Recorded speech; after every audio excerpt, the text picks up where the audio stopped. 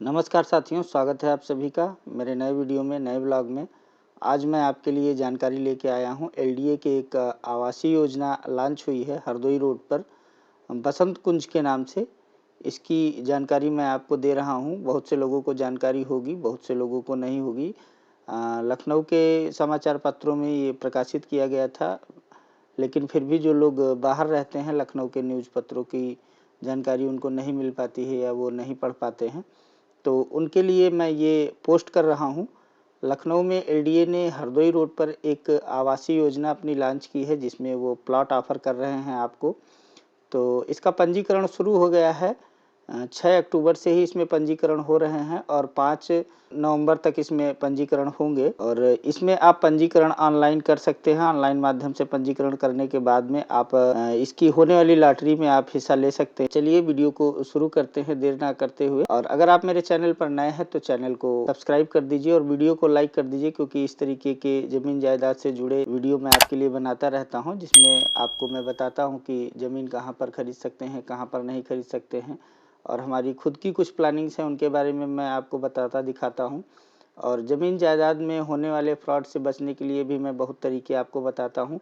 तो उन सभी मुद्दों पर भी वीडियो मेरे चैनल पर हैं। आप चाहें तो चैनल को मेरे सब्सक्राइब करके और उन वीडियोज़ का आप लाभ उठा सकते हैं, देख सकते हैं। तो आप स्क्रीन पर देख रहे हैं, ये बसंत कुंज योजना का मैप दिया हुआ है। ये बसंत कुंज योजना हरदोई रोड पर एलडीए ने लॉन्च की है। इसमें 3 श्रेणियों के भूखंड हैं, बी, डी और ई श्रेणी के भूखंड हैं। तो योजना ये बसंत कुंज सेक्टर 1 में है, और बी श्रेणी के जो भूखंड हैं ये 30 भूखंड हैं इनके पास, और डी जो है उसमें 70 भूखंड हैं, और जो ई है उसमें 175 भूखंड हैं।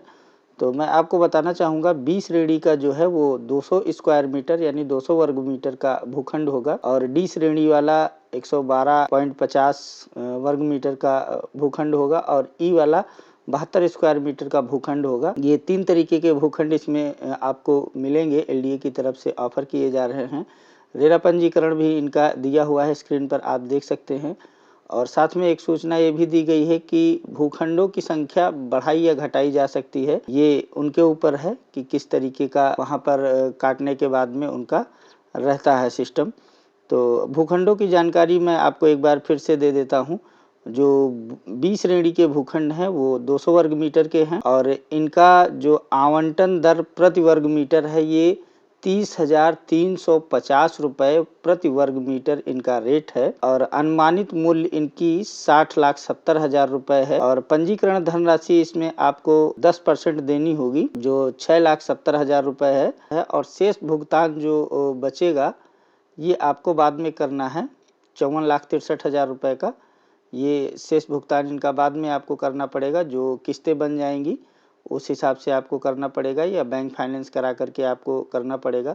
जो दूसरी श्रेणी है वो डी श्रेणी है, वो 112.50 वर्ग मीटर का ये भूखंड है, और इसका भी रेट 30,350 रुपये प्रति वर्ग मीटर है। ये 34,14,375 रुपये का भूखंड होगा, जिसका अनुमानित मूल्य ये है। सभी का मैं अनुमानित मूल्य बता रहा हूँ, और स्क्रीन पर भी ये जानकारी साफ-साफ लिखी हुई है, आप देख सकते हैं। पंजीकरण धनराशि इसमें जो है वो 3,41,000 और 437 रुपये 50 पैसे है, और इसका जो शेष मूल्य आपका बचेगा वो 30,72,337 रुपये 50 पैसे आपको बाद में पेमेंट करना पड़ेगा। जो डी श्रेणी का भूखंड है ये 72, जो लगभग 800 स्क्वायर फीट का होगा, और ये ई टाइप वाला जो भूखंड है ये 72 स्क्वायर मीटर का है, और इसका भी रेट जो है 30,350 रुपये प्रति वर्ग मीटर है। अनुमानित मूल्य इसकी है 21,85,200 रुपये, और इसमें आपको धनराशि जो पंजीकरण की देनी पड़ेगी ये भी 10% है, 2,18,520 रुपये लगभग ये आएगा। और बाकी इसका जो 19,66,680 रुपये इसका बाकी का जो मूल्य बचता है ये आपको बाद में इनको पेड करना पड़ेगा। और इसके साथ में इसमें ये दिया गया है, इन दरों में 12% की दर फ्री होल्ड जो शुल्क इनका सम्मिलित है इसमें। इसी के साथ में पंजीकरण के हेतु जो इनकी पात्रता है वो आवेदक की उम्र कम से कम 18 वर्ष या उससे अधिक होनी चाहिए। आवेदक को भारत का नागरिक होना चाहिए। अप्रवासी भारतीय यानी एनआरआई भी आवेदन कर सकते हैं। आवेदक अथवा उसके परिवार के किसी भी सदस्य के पास लखनऊ में कोई भी संपत्ति एवं उत्तर प्रदेश में एक से अधिक आवासीय भवन भूखंड लखनऊ विकास प्राधिकरण आवास विकास परिषद अन्य सरकारी विभाग द्वारा आवंटित नहीं होने चाहिए। तो ये इसकी शर्तें हैं। इन शर्तों को अगर आप पूरा करते हैं तो यहाँ पर आप आवेदन कर सकते हैं। आवंटियों द्वारा पंजीकरण धनराशि का 10% ऑनलाइन जमा करना होगा। आपको तुरंत जैसे ही आप पंजीकरण करेंगे उसके बाद में 10% आपको जमा करना पड़ेगा। और इसमें आरक्षण भी है। आरक्षित वर्ग के लिए पंजीकरण की धनराशि 5% होगी। जिन जिन लोगों को आरक्षित किया गया है, जिनके लिए, उनकी जानकारी मैं आपको आगे दूंगा वीडियो में कि कौन कौन से लोग हैं जिनको 5% ही देना पड़ेगा और किन के लिए कितना आरक्षण यहाँ पर दिया हुआ। आवंटन के पश्चात अवशेष धनराशि 9% वार्षिक ब्याज सहित 8 त्रैमासिक किस्तों में देय होगा। यानी कि अगर आपको आवंटन हो गया, लॉटरी में आपका नाम निकल गया है, तो उसके बाद में जो पैसा मैंने आपको बताया कि भूखंडों का ये मूल्य है, उस पर 9% की दर से आपको वार्षिक ब्याज भी देना पड़ेगा। और किस्तें आपकी क्वार्टरली बन जाएंगी। हर 3-3 महीने पर आपको किस्त देनी होगी। पूरा अमाउंट है उसकी किस्तें बन जाएंगी। 9% ब्याज लगा करके वो आपको 8 किस्तों में देना है, जो हर 3 महीने पर एक किस्त आपको देनी पड़ेगी। ये धनराशि की किस्तें समय पर जमा न किए जाने की स्थिति में 11% वार्षिक चक्रवृद्धि ब्याज आपको देना पड़ सकता है। ये दंड के रूप में ब्याज देना होगा। कार्नर की अगर संपत्ति है, कार्नर का प्लॉट है, तो 10% आपको अधिक देना पड़ेगा। पार्क फेसिंग है तो 5%, और 18 मीटर रोड या उससे अधिक चौड़ी रोड पर है तो आपको 10% अतिरिक्त देय होगा। यदि किसी आवंटन में तीनों गुण होते हैं, यानी कि अगर मान लीजिए पार्क भी है और कार्नर भी है और 18 मीटर या उससे चौड़ी रोड भी है, तो आपको 20% अधिक पैसा देना पड़ेगा, 20% अधिक देना पड़ेगा। अब ये तो आपको बाद में आवंटन जब होगा तब पता चलेगा कि कौन सा प्लाट आपको मिल रहा है और क्या है, ये आपको आवंटन के समय बता दिया जाएगा। ऑनलाइन डाउनलोड किए गए आवंटन पत्र पर डिजिटल सिग्नेचर के अगली तिथि से 60 दिन के अंदर अवशेष संपूर्ण धनराशि का भुगतान करने पर 75% धन फ्री होल्ड धनराशि को छोड़कर 5% की छूट होगी। जब डिजिटल सिग्नेचर हो जाएगा, आवंटन पत्र आपको मिल जाएगा, उसके बाद में जो आपका पूरी धनराशि है उसका भी भुगतान आप कर सकते हैं। उस पर 75% धनराशि जो है फ्री होल्ड की छोड़ करके आप 5% की छूट होगी, आपको छूट मिल जाएगी। अगर आप पूरा पैसा जमा कर रहे हैं तो जो फ्री होल्ड शुल्क उसमें होगा उसको छोड़ करके आपको छूट मिल जाएगी। आवंटी द्वारा शेष धनराशि जमा करते समय यह छूट अपने स्तर पर नहीं घटाई जानी चाहिए। छूट की धनराशि को अंतिम गणना के समय देय अन्य मदों में समायोजित किया जाएगा। ये चीज़ बहुत ध्यान देने वाली है, इसको आप लोग ध्यान दे करके पढ़ें और अगर आपका आवंटन होता है तो इसका ध्यान रखें। आवंटी की अगर मृत्यु हो जाती है, उन्होंने आवेदन किया था, अगर उनकी मृत्यु हो जाती है, पंजीकरण धनराशि अथवा आवंटित भूखंड उसके उत्तराधिकारियों को आवश्यक अभिलेख उपलब्ध कराने पर हस्तांतरित कर दिया जाएगा।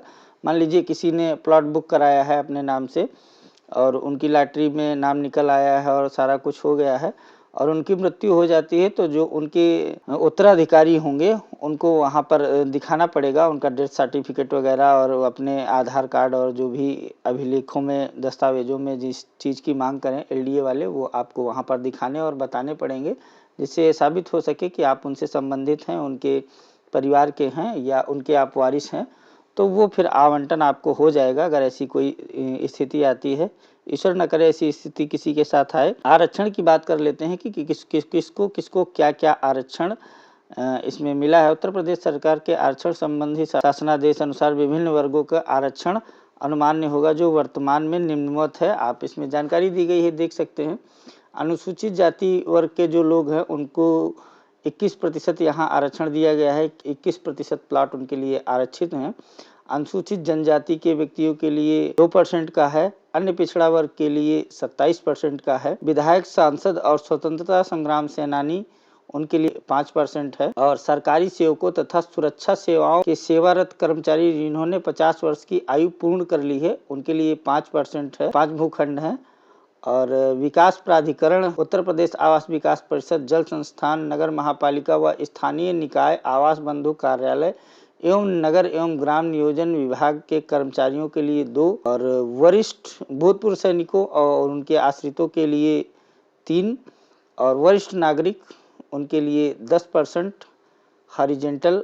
और विकलांग शासनादेश जो है, शासनादेश संख्या 55/8 1/18 और 85 विधि 2010 दिनांक 15/5/2018 का जो शासनादेश है उसके अनुसार आरक्षण देय होगा, जो 5% हॉरिजॉन्टल है। सामाजिक न्याय एवं अधिकारिता मंत्रालय भारत सरकार द्वारा घोषित वृद्धजनों 60 वर्ष के ऊपर नीति के संबंध में आवश्यक कार्रवाई हेतु सामान्य विचारोपरांत शासन द्वारा यह निर्णय लिया गया है कि संपत्तियों के निस्तारण में सभी समाज के वृद्धजनों के लिए 10% के आरक्षण की व्यवस्था कर दी जाए, परंतु यह आरक्षण अलग से न होकर प्रत्येक श्रेणी के लिए उपलब्ध आरक्षण में से ही होगा।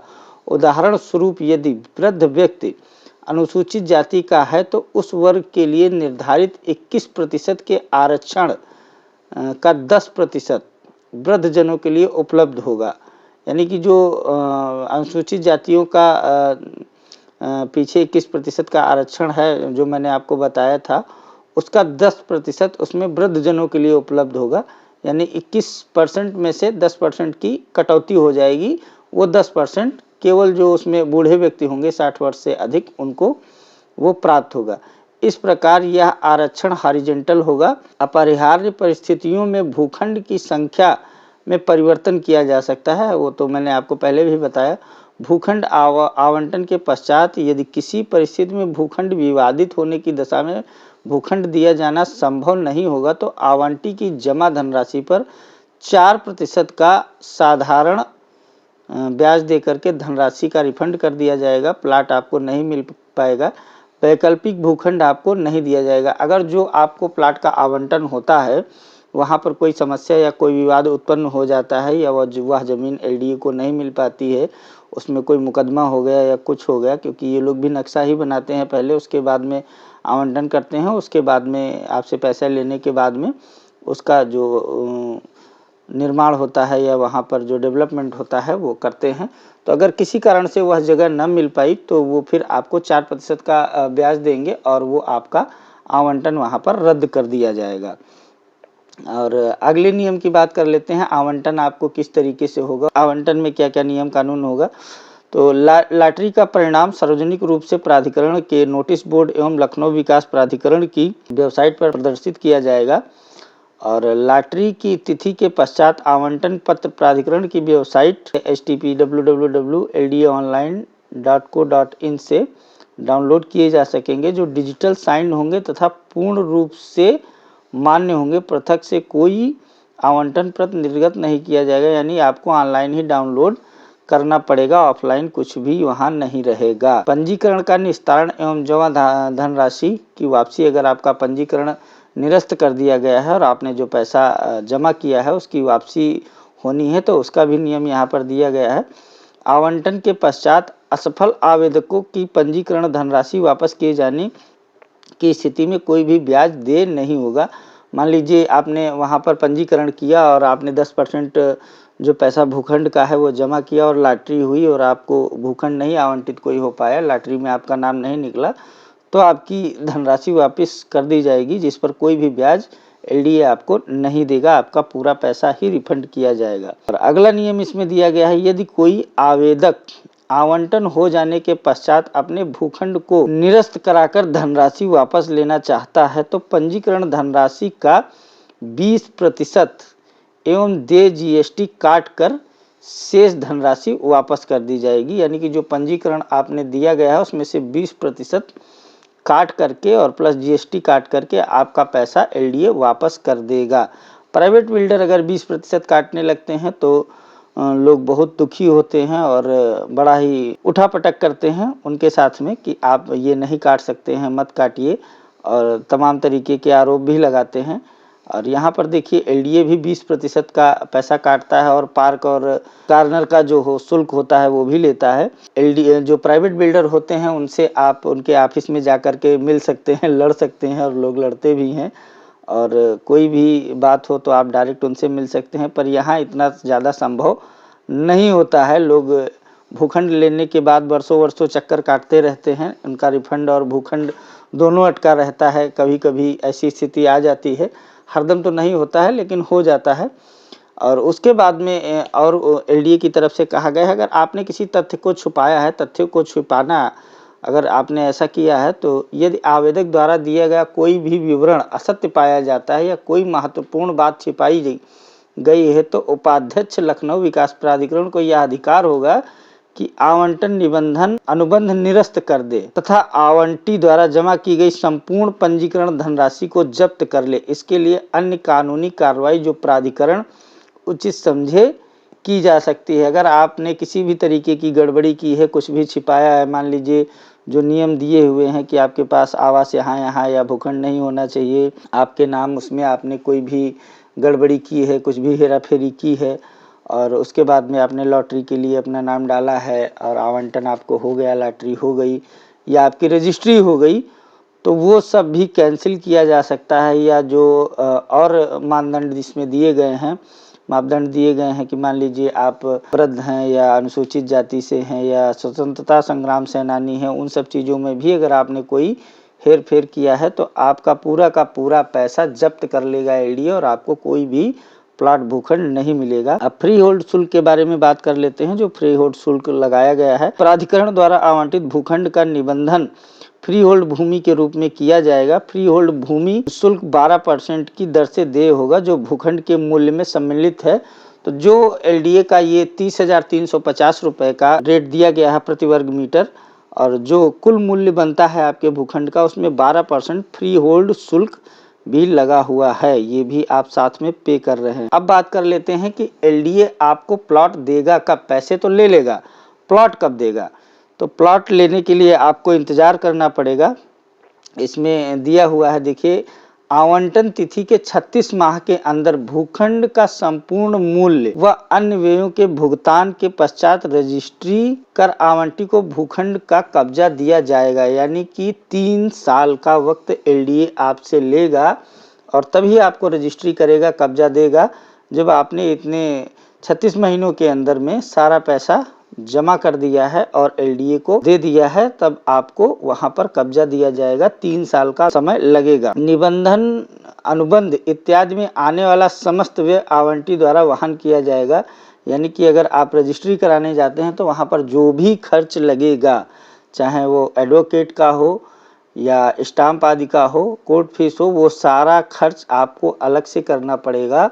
ये केवल आपसे भूखंड का यानी प्लॉट का पैसा ही आपसे लेंगे, बाकी के जो खर्चे होंगे वो आपको अलग से करने पड़ेंगे। भूखंड को बंधक रखने की प्राविधान इसमें दिया गया है। भूखंड पर आप लोन ले सकते हैं प्लॉट पर। आवंटी को लखनऊ विकास प्राधिकरण की अनुमति यानी आपको एलडीए की अनुमति के बाद अनापत्ति पत्र उनसे लेना पड़ेगा। एलडीए से ले लीजिए, उसके बाद में आप अनुमति आपको लेनी पड़ेगी। ऋण प्राप्त करने के लिए भूखंड बंधक रखने का अधिकार होगा। यानी एलडीए ने अगर आपको अनापत्ति पत्र दे दिया है, उनसे आपने अनुमति ले ली है, आप बैंक में मोर्गेज करके आप बैंक उससे लोन भी ले सकते हैं, उस भूखंड पर आपको लोन मिल जाएगा। अब बात कर लेते हैं कर और शुल्क आदि की देयता कि आपको कौन कौन से शुल्क देने पड़ेंगे, कौन कौन सा टैक्स देना पड़ेगा।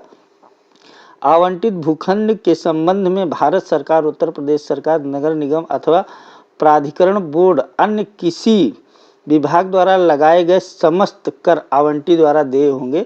यानी कि अगर किसी ने, नगर निगम ने वहाँ पर भी चार्ज लगा दिया है और आपके ऊपर कोई डेवलपमेंट चार्ज अलग से लगा दिया गया है, या नगर निगम आपके ऊपर जो हाउस टैक्स वगैरह लगाता है, कुछ भी लगाता है, वो आपको देय होगा, आवंटी को देय होगा। खंडों के निबंधन के उपरांत योजना को नगर निगम को हस्तांतरण होने तक अवस्थापना विधाओं के रख रखाव हेतु प्राधिकरण अथवा उत्तर प्रदेश शासन द्वारा निर्धारित शुल्क अनुरक्षण जीएसटी का भुगतान आवंटी को करना होगा।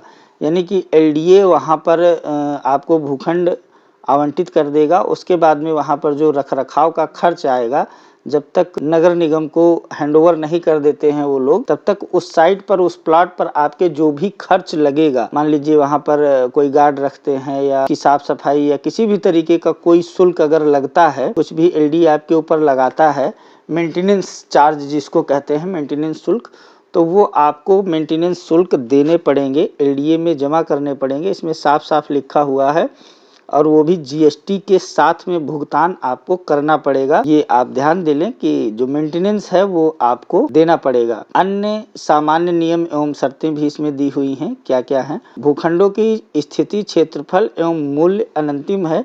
विकास कार्यों के निष्पादन के फलस्वरूप इनमें परिवर्तन हो सकता है। यानी कि जो आपको एलडीए प्लॉट या भूखंड बता रहा है, इनकी स्थिति और क्षेत्रफल यानी कि प्लॉट जो है और वो कहाँ पर है, किस जगह पर स्थित है और उसका मूल्य जो है उसमें भी बदलाव हो सकता है। तो सारे काम जब खत्म हो जाएंगे, कार्यों का सभी निष्पादन हो जाएगा, इनमें परिवर्तन आ सकता है। ये पहले एलडीए आपको बता दे रहा है, जिसमें आप बाद में कोई उससे झगड़ा ना करें कि क्या करना है। खैर, एलडीए से तो कोई झगड़ा नहीं कर पाता है, ना करता है। अगर कोई प्राइवेट बिल्डर होता तो यहाँ पर लोग बहुत नियम कानून बताते। तो ये आप लोग ध्यान दे लें, ये भी इसमें एक दिया हुआ है नियम। और इसके बाद में बात करते हैं विकास कार्य। निर्माण कार्य पूर्ण होने के पश्चात लखनऊ विकास प्राधिकरण में अन्य प्रचलित शर्तें तथा समय समय पर प्राधिकरण अथवा शासन द्वारा इनमें किए गए संशोधन, परिवर्तन और परिवर्धन लागू एवं मान्य होंगे।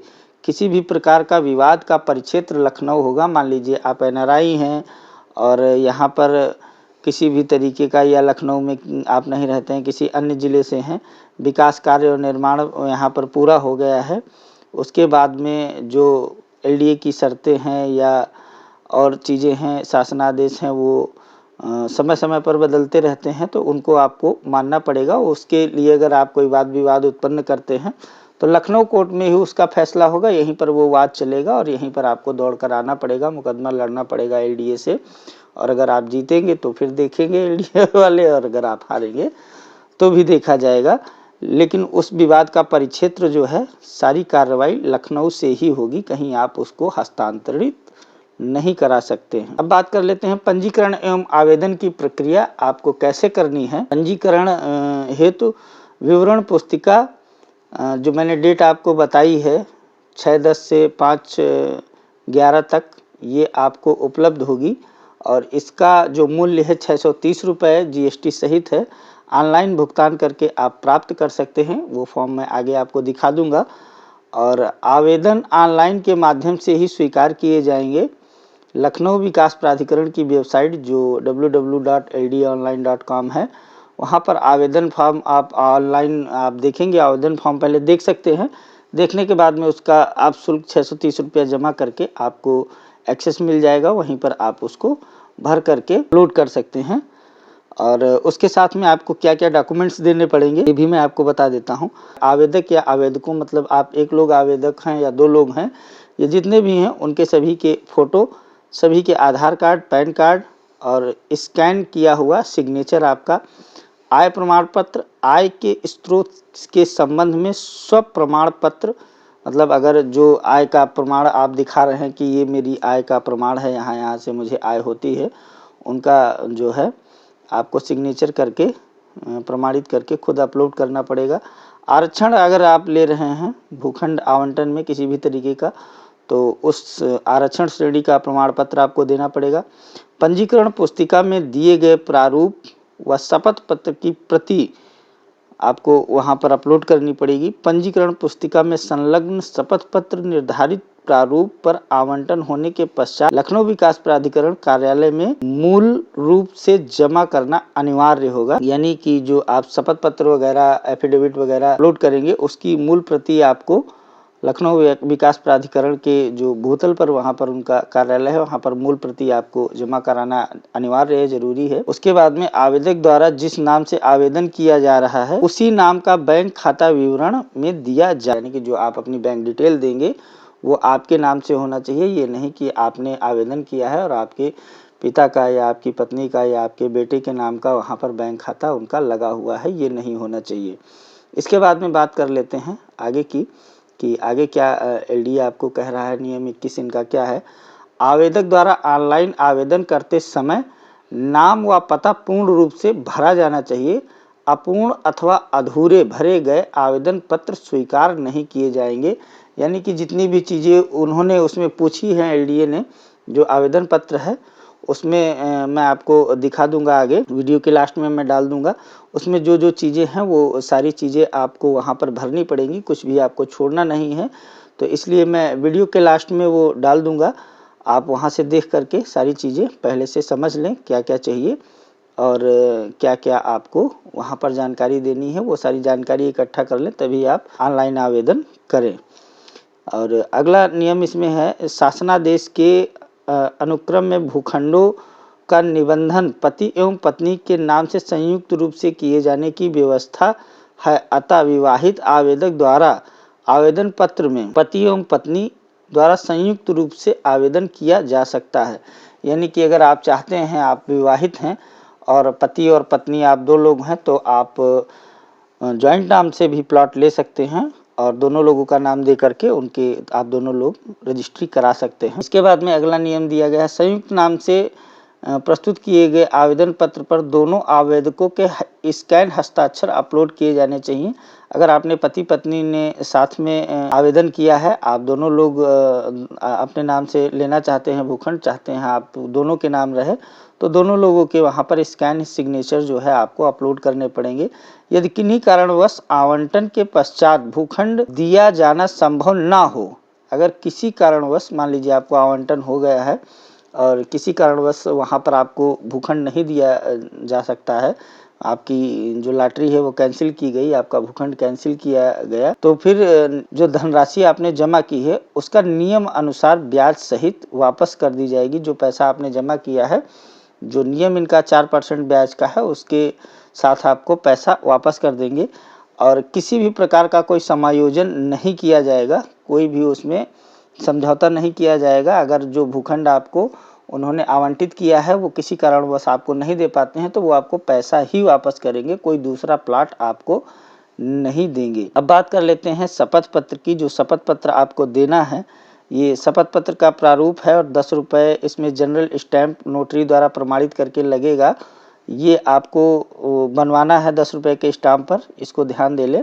ये वाला शपथ पत्र आपको 10 रुपये के स्टाम्प पर बनवाना है और इसकी मूल प्रति आपको वहाँ एलडीए के ऑफिस में जमा करानी है। इसमें आप देख सकते हैं आपका ऊपर नाम हो जाएगा, नीचे आपके पिताजी की या पति का नाम हो जाएगा, या जो भी आपके, मान लीजिए आप पत्नी है किसी की तो आपके पति का नाम होगा, और आप किसी के बेटे हैं तो आपके पिता का नाम होगा। सारी चीज़ें इसमें दी गई हैं। और उसके बाद में आपका पता रहेगा, आपका जो फुल एड्रेस है वो सारा पिन कोड के साथ में आपको यहाँ पर देना पड़ेगा। और ध्यान रखें, जो आपके दस्तावेजों में पता हो वही पता आप यहाँ डालें, अन्यथा आगे चल करके किसी भी कारणवश अगर आपका भूखंड का आवंटन रद्द कर दिया गया तो आपको समस्या का सामना करना पड़ेगा और दौड़ भाग करनी पड़ेगी। शपथ पत्र का मैं आगे का बताता हूँ आपको। शपथ पत्र पूर्वक यह बयान करता है या करते हैं कि हम भारत के नागरिक हैं या मैं भारत का नागरिक हूँ, और हमारे किसी भी सदस्य के पास परिवार में कोई भी आवासीय मकान या प्लॉट या एक से अधिक नहीं है, जो एलडीए या किसी और योजना या किसी और प्राधिकरण के द्वारा आवास विकास जैसे हो गया या किसी अन्य सरकारी विभाग द्वारा हमको आवंटित नहीं है, हम लोगों को या हमको या मुझे आवंटित नहीं है, और हम आवंटन की सभी शर्तों का पालन करते हैं या पालन करूंगा मैं, ये दिया हुआ है। और किसी भी अगर शर्त का मैं उल्लंघन करता हूँ या करती हूँ तो आपका अधिकार होगा मेरा आवंटन निरस्त कर दे। इस तरीके का यह शपथ पत्र दिया गया है। साथ में एक और भी चीज़ गई है, इसको आप ध्यान दें। यदि भूमि अर्जन के प्रतिकर के संबंध में न्यायालय के आदेश द्वारा अथवा अन्य किसी न्यायिक प्रक्रिया में अपरिहार्य कारण से आवंटित भवन भूखंड के मूल्य में वृद्धि होती है, तो मैं उसका निर्धारित नियमों के अनुरूप भुगतान करूंगा या करूंगी। देखिए, ये एलडीए ने बहुत बड़ा यहाँ पर गेम खेला है कि मान लीजिए आज आपसे भूखंड का रेट तय हो गया है और उसके बाद में वहाँ पर भूमि का अर्जन किया जाता है, उसमें रेट बढ़ता है या कोई और खर्चा बढ़ता है, तो उसका जो भी बढ़ेगा वो आपको देना पड़ेगा। एलडीए जो आपके ऊपर चार्ज लगाएगा, जो आपको बताएगा, वो आपको देना पड़ेगा। ये आपसे वो पहले लिख करके ले रहे हैं। आगे कहा गया है, मैं समय अनुसार निर्धारित तिथियों एवं पूर्व देय देयों का भुगतान करूंगा करूंगी। यदि मेरे द्वारा भुगतान में कोई विलंब किया जाता है एवं प्राधिकरण उक्त के कारण मेरा आवंटन निरस्त करता है तो मुझे कोई आपत्ति नहीं होगी एवं उपाध्यक्ष का निर्णय सर्वमान्य व अंतिम होगा। तो भैया अगर वो आपका आवंटन निरस्त कर देते हैं, आपने किस्त जमा करने में देरी कर दी या पैसा देने में देरी कर दी, तो आप कुछ नहीं कर सकते हैं, आपसे पहले ही ये सहमति पत्र लिया जा रहा है। तो आवेदन पत्र मेरे द्वारा जो तथ्य दर्शाए गए हैं वो सत्य हैं। ये शपथ पत्र हो गया। ये शपथ पत्र आपको एलडीए में देना है, ऑनलाइन भी वहाँ पर सबमिट करना है। अगर ऑनलाइन आप नहीं सबमिट कर पा रहे हैं तो भी, और कर दिया है तो भी आपको एलडीए में जमा कराना होगा। उसके बाद में ये पंजीकरण हेतु आवेदन फॉर्म है। ये आवेदन फॉर्म आपको वहाँ पर भरना पड़ेगा, और जब ये तभी आप भर पाएंगे जब आप वहाँ पर शुल्क का भुगतान कर देंगे 630 रुपया। तो इसमें योजना का नाम और योजना का नाम, उपयोजना का नाम और ये सारी चीज़ें भरी हुई हैं। इसमें आपको कुछ नहीं भरना है। उसके बाद में जो भुगतान पद्धति है उसमें आपको यहाँ पर टिक करना है, या आप एक मुश्त पैसा दे करके लेंगे प्लॉट या किस्तों में लेंगे। उसके बाद में भूखंड की श्रेणी दी हुई है, आप कौन सी श्रेणी का भूखंड लेना चाहते हैं उसके सामने आपको टिक करना है। ABD कौन सी श्रेणी का आप भूखंड लेना चाहते हैं वो मैंने आपको पीछे बताया है, कौन कौन सी श्रेणी का भूखंड कितने कितने स्क्वायर मीटर का है, उस हिसाब से ले सकते हैं। यहाँ पर देख करके आप भर सकते हैं। उसके बाद में आपको अपना नाम, जितने भी लोग हैं उनका नाम देना है। उसके बाद में पिता या पति का नाम देना है, और संयुक्त आवेदक हैं तो वहाँ पर उनका नाम देना है। ऊपर एक नाम हो जाएगा, उसके बाद में संयुक्त आवेदक हैं तो यहाँ पर नाम देना होगा, और उनका भी पति या पिता का नाम देना होगा। और पत्र व्यवहार का पता यानी आपका जो एड्रेस है वो देना पड़ेगा, और नीचे पिन कोड की जगह आपको पिन कोड भरना है। विवाहित हैं तो विवाहित पर टिक करें, और अविवाहित हैं तो उस पर टिक करें। आपकी आयु, कौन सी डेट है, कौन सा महीना है और कौन सा वर्ष है आपके जन्म का, और कौन सा आपका जेंडर है वो यहाँ पर आपको भरना है। और आपका आधार कार्ड यहाँ पर लगेगा, आधार कार्ड संख्या डालनी है, आप क्या करते हैं वो आपको यहाँ पर बताना है, आपकी वार्षिक आय बतानी है, पंजीकरण धनराशि जो आपकी है आपके भूखंड के हिसाब से वो आपको यहाँ पर अंकों और शब्दों में भरना है, और अपना बैंक अकाउंट डिटेल भरना है। आप किस बैंक से यहाँ पर दे रहे हैं या आपका कौन सा बैंक है, उसमें आपका खाता विवरण देना है, खाता धारक का नाम और बैंक का नाम, शाखा कौन सी है बैंक की, और खाता संख्या, IFSC कोड। और उसके बाद में आपका आ जाता है आवेदक द्वारा नामित उत्तराधिकारी एवं संबंध। मान लीजिए आपको किसी को नॉमिनी बनाना है तो यहाँ पर वो आपको देना होगा कि नॉमिनी का नाम क्या है, उनके पिता का नाम क्या है, उनकी उम्र क्या है, और नामित उत्तराधिकारी यानी जिसको आप बना रहे हैं उत्तराधिकारी अपना, और उनका आपसे संबंध क्या है। फिर आपको अपना मोबाइल नंबर और ईमेल आईडी यहाँ पर भरना है। मोबाइल नंबर आपको 2 ऑप्शन दिए गए हैं। अगर आप 2 लोग आवेदक हैं तो दोनों लोग एक एक नंबर दे सकते हैं, या आपके कोई 2 नंबर हैं तो वो आप दे सकते हैं। उसके बाद में ये आवेदन पत्र आपका पूर्ण हो जाएगा। उसके बाद में ये घोषणा कुछ दी हुई है, जिसमें मैं यह घोषणा करते हैं कि हमने पंजीकरण संबंधित सभी नियमों एवं शर्तों का पूर्ण रूप से पढ़ करके समझ लिया है और जो है उसका पालन कर रहे हैं, और सारी शर्तें हमें मान्य हैं। एलडीए के द्वारा जो शर्तें दी गई लगाई गई हैं सारी मान्य हैं। उपरोक्त सभी सूचनाओं में मेरी यह जानकारी सत्य, कोई तथ्य छिपाया नहीं गया है। कोई तथा अन्य सूचना असत्य पूर्ण पाई जाती है तो प्राधिकरण को मेरा आवंटन निरस्त करने का अधिकार होगा। मान लीजिए यहाँ पर भी आपसे एक एफिडेविट टाइप का पूरा साइन कराया जा रहा है कि अगर आपने कोई गलती की है या कोई तथ्य आपने छुपाए हैं तो आपका आवंटन एलडीए निरस्त कर सकता है।